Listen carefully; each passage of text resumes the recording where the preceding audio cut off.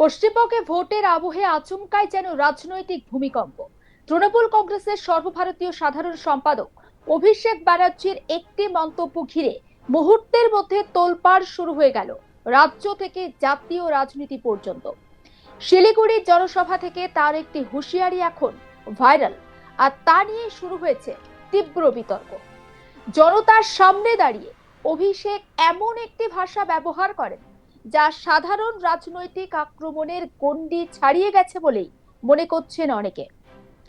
তিনি সরাসরি বলেন, আমি নাম লিখে রেখেছি, যেদিন মমতা ব্যানার্জি এবং ইন্ডিয়া জোট ক্ষমতায় আসবে সেদিন ওদের বাড়িতে ঢুকে মেরে ফেলবে। এই এক বাক্যই যেন আগুন ধরে যায় রাজনৈতিক ময়দানে। এই মন্তব্য সামনে আসার পরেই শুরু হয়েছে প্রবল চাপানুতোর। বিরোধীরা অভিযোগ তুলেছে, এটা শুধু আক্রমণের ভাষা নয়, বরং প্রকাশ্য হিংসার একটা হুমকি। অন্যদিকে তৃণমূল কংগ্রেসের দাবি, এই বক্তব্যকে ইচ্ছাকৃতভাবে বিকৃত করা হচ্ছে এবং এটি মূলত প্রতিক্রিয়ার ভাষা, উস্কানি নয়। আসলে এই বিস্ফোরক মন্তব্যের পিছনে রয়েছে এক আন্তর্জাতিক প্রেক্ষাপট, যা পরিস্থিতিকে আরো জটিল করে তুলেছে। পাকিস্তানের প্রতিরক্ষা মন্ত্রী খাওয়াজা আসিফ সম্প্রতি এমন মন্তব্য করেন যা নিয়ে নতুন করে উদ্বেগ তৈরি হয়েছে। তিনি ইঙ্গিত দেন, ভবিষ্যতের কোনো সংঘর্ষ হলে তার সীমান্তে আর আটকে থাকবে না, বরং বড় শহরগুলি টার্গেট হতে পারে, আর যার মধ্যে রয়েছে কলকাতাও। এই হুমকির জবাব দিতেই যেন আরো ক্ষোভে ফেটে পড়েন অভিষেক। তিনি প্রশ্ন তোলেন, খাওয়াজা আসিফ কলকাতাকে উড়িয়ে দেওয়ার হুমকি দিচ্ছে, আর আমাদের প্রধানমন্ত্রী মোদী, স্বরাষ্ট্রমন্ত্রী অমিত শাহ, প্রতিরক্ষা মন্ত্রী রাজনাথ সিং সবাই চুপ কেন? শুনে নিন অভিষেক ব্যানার্জির বক্তব্য। অনেক বলেছিলাম যে ভোট ভাগ হতে দেবেন না, তৃণমূলকে জেতান। আজকে তৃণমূলের যদি দুটো আসন আর বাড়তো না, মানুষ এসআই করতে পারতো না। তৃণমূল যদি বাংলায় 29-এর জায়গায় 31 হতো, বিজেপি দুর্বল হতো, তৃণমূল কংগ্রেস শক্তিশালী হতো। একদিকে বিজেপি জিতলো, একদিকে কংগ্রেস জিতলো, আর লাইনে দাঁড়ালেন কে? আপনারা। এবার এমন ভাবে লড়াই করতে হবে,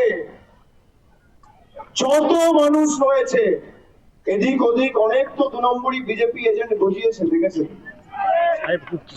তো? সব কোটি কোটি টাকা নিয়ে মানুষের ভোট ভাগ করবে। বাবা, বড় বড় নেতা, কোথাও মিন, কোথাও ডিম, কোথাও বিএসএফ, কোথাও আইএসএফ। আজ থেকে 2 দিন আগে পাকিস্তানের প্রতিরক্ষা মন্ত্রী, তার নাম হচ্ছে খাওয়াজা আসিফ, সে বলছে কলকাতা উড়িয়ে দেব। প্রধানমন্ত্রী চুপ, স্বরাষ্ট্রমন্ত্রী চুপ, প্রতিরক্ষা মন্ত্রী চুপ। কাগজে খাওয়াজা আসিফের নামটা লিখে রাখছি, যেদিনকে মমতা বন্দ্যোপাধ্যায় আর ইন্ডিয়া অ্যালায়েন্সের সরকার হবে না, বাড়িতে ঢুকে মারবো। পাকিস্তানে বসে কলকাতা ওড়ানোর হুমকি দেবে, আর প্রধানমন্ত্রী এসে এখানে কোচবিহারের সভা করবে, নিয়ে বলবে তৃণমূলকে হাঁটাও। কত সাধারণ মানুষের উপর বিএসএফ অত্যাচার না করে, BSF, CRPF, Indian army, Indian air force কে স্বাধীনতা দেওয়া, পাকিস্তানে গিয়ে লাহোর আর ইস্তানবুল গিয়ে দখল করা, রাওয়ালপিন্ডি দখল করা। আমাদের বিরুদ্ধে লড়াই করে সারা দেশে আপনারা কি দেখছেন? নরেন্দ্র মোদী সেনাকে ব্যবহার করে নিজেদের রাজনৈতিক শত্রুর বিরুদ্ধে লড়াই ঘোষণা করছে। ওদিকে ইরান লড়ছে আমেরিকার বিরুদ্ধে, ইরান লড়ছে ইসরায়েলের বিরুদ্ধে। আমাদের দেশের প্রধানমন্ত্রী, স্বরাষ্ট্রমন্ত্রীর মেরুদণ্ড বলে কিছু নেই। এখানে যারা রয়েছে, আপনারা আমার সাথে একমত যে আমাদের পাকিস্তানি বলে, আমাদের বাংলাদেশি বলে, আর পাকিস্তান আর বাংলাদেশে বসে লোকেরা ভারতবর্ষে দিল্লি আর কলকাতা ওড়ানোর হুমকি দেয়, আর প্রধানমন্ত্রী বসে বসে আঙ্গুল চষে। এই হচ্ছে বিজেপি। এই আপনার 56 ইঞ্চি ছাতি, এই আপনার মেরুদণ্ড। আপনার কত ক্ষমতা আপনি প্রমাণ করুন। পাকিস্তান দখল করুন, পিওকে দখল করুন, পাক অধিকৃত কাশ্মীর ভারতবর্ষের অবিচ্ছেদ্য অংশ। প্রধানমন্ত্রী দখল করুক, তৃণমূল কংগ্রেস সহ বাংলার 10 কোটি মানুষ সমর্থন করবে। তিনি আরো কটাক্ষ করে বলেন, পাকিস্তান থেকে হুমকি আসছে আর প্রধানমন্ত্রী কোচবিহারে বসে ভোট চাইছেন। এটাকে দেশের নিরাপত্তা নিয়ে কোনো দায়িত্বশীল আচরণ? অমিত শাহকেও ছেড়ে কথা বলেননি অভিষেক। তার অভিযোগ, প্রত্যেকদিন আমাদের বাংলাদেশি পাকিস্তানি বলা হয়, কিন্তু যখন সত্যি হুমকি আসে তখন কোনো প্রতিক্রিয়া নেই, তখন সবাই চুপ কেন?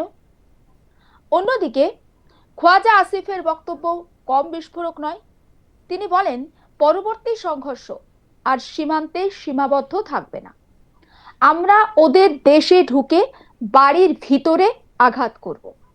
যদিও এই দাবির পক্ষে কোনো প্রমাণ সামনে আসেনি, তবুও এই মন্তব্য আন্তর্জাতিক স্তরে নতুন করে একটা উত্তেজনার সৃষ্টি করেছে। ভারতের তরফে সরাসরি এই মন্তব্যের কোনো জবাব এখনো পর্যন্ত না এলেও রাজনাথ সিং প্রতিরক্ষা মন্ত্রী তিনি আগেই স্পষ্ট করে দিয়েছেন, পাকিস্তানের কোনো দুঃসাহসিক পদক্ষেপের জবাব ভারত তার অভিভূতপূর্ব ভাবে দেবে। এ বিষয়ে আমার কলিগ মিল্টন পাল ঠিক কি প্রতিবেদন তুলে ধরেছেন, আসুন দেখার। মালদার হরিশ্চন্দ্রপুরের প্রার্থী তৃণমূল প্রার্থী মতিউর রহমান এবং তৃণমূলের চাঁচলের প্রার্থী প্রসূন বন্দ্যোপাধ্যায়ের সমর্থনে এদিন মালদার হরিশ্চন্দ্রপুরে রোড শো করেন অভিষেক বন্দ্যোপাধ্যায়। প্রথমে তিনি হেলিকপ্টারে করে এসে চুরিওয়ালা মোড়ের কাছে নামেন এবং সেখান থেকে চুরিওয়ালা মোড় থেকে প্রায় 1 কিলোমিটার রাস্তা তিনি গাড়িতে করে রোড শো করেন এবং পাশাপাশি ভবানী মোড়ে এসে সেই রোড শো শেষ হয়। তার যে রোড শো তাতে প্রচুর কর্মী সমর্থক তারা সেখানে উপস্থিত হয়েছিলেন এবং তারা ভবানী মোড় এলাকাতে আসেন এবং সেখানে এসে অভিষেক বন্দ্যোপাধ্যায় গাড়ির ওপর থেকে বক্তব্য রাখতে শুরু করেন। তার পরিষ্কার বক্তব্য যে বেশ কিছুদিন আগে দেখা গিয়েছিল যে পাকিস্তানের যিনি মন্ত্রী রয়েছেন তিনি কলকাতা উড়িয়ে দেওয়ার হুমকি দিয়েছিলেন, অথচ তারপরে প্রধানমন্ত্রী স্বরাষ্ট্রমন্ত্রী চুপচাপ ছিলেন। তারা বিভিন্ন জায়গায় বিভিন্ন রকমের সভা করে বেড়াচ্ছেন, অথচ এই বিষয়ে কোনো ব্যবস্থা নেননি। তাই তিনি জানান, মমতা বন্দ্যোপাধ্যায়ের নেতৃত্বে যখন ইন্ডি জোট ক্ষমতায় আসবে তখন এই সব যারা ঘটনা ঘটেছে তাদেরকে ঘরে ঢুকে বের করে মারবে। পাশাপাশি তিনি জানান যে এসআইআর প্রক্রিয়া যে চলছে, এসআইআরের জন্য তারা দিনরাত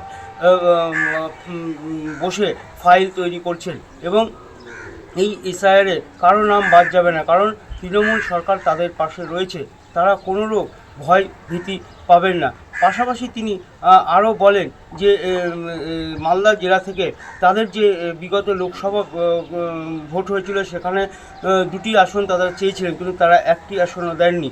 তাই তারা চান এবার তাদেরকে প্রচুর পরিমাণে ভোট দিয়ে জয়যুক্ত করুন। পাশাপাশি যে তৃণমূল প্রার্থীরা দাঁড়িয়েছেন তাদেরকে তাদের সমর্থনে গিয়ে যে ভোট সেই ভোট তাদেরকে দিতে আহ্বান জানান। পাশাপাশি তারা আরও জানান যে তারা যদি তৃণমূল সরকারের পাশে থাকে, তারা ক্ষমতায় আসলে তারা অর্থাৎ অভিষেক বন্দ্যোপাধ্যায় তিনি আবার এখানে আসবেন এবং এসে তাদের যে সুবিধা অসুবিধার কথা তিনি শুনবেন এবং তাদের যে ব্যবস্থা করা সেই সমস্ত ব্যবস্থাও তারা করবেন। স্বাভাবিকভাবে অনেকেই কর্মী সমর্থক সেখানে উপস্থিত ছিলেন এবং তারা কোনোভাবেই অর্থাৎ এই হরিশ্চন্দ্রপুর বা মালদা জেলার যে 12টি বিধানসভা কেন্দ্র তারা 12টি আসনই দাবি করেন। পাশাপাশি তারা আরও দাবি করতে থাকেন যে তাদেরকে জয়ী করানো হোক এবং বহিরাগত যারা ইউপি বা বিহার থেকে আসছেন তাদেরকে দেখতে পেলেই 21 তারিখের পরে ঘিরে ধরবেন এবং তারা যাতে কোনোভাবে সেখান থেকে বেরিয়ে না যায়। তারপরে তাকে ফোন করে, অর্থাৎ অভিষেক বন্দ্যোপাধ্যায় তিনি বলেন যে তাকে ফোন করে জানালে তিনি তৎক্ষণাৎ সেখানে ছুটে আসবেন এবং তাদের সহযোগিতা করবেন সেখানে, যাতে বহিরাগত কেউ এখানে আসতে না পারে।